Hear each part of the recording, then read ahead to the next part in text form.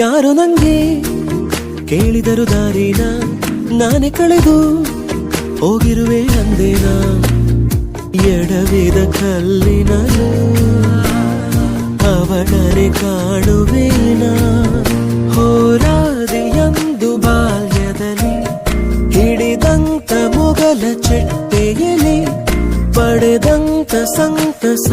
ಇಂದು ಮತ್ತೆ ನನಗಿಲ್ಲಿ ಸಲುಗೆ ಸಲುಗೆ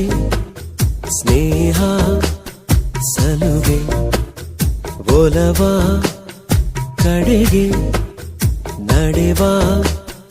ಘಳಿಗೆ ಎದೆಯೊಳಗೊಂದು ಮೌನ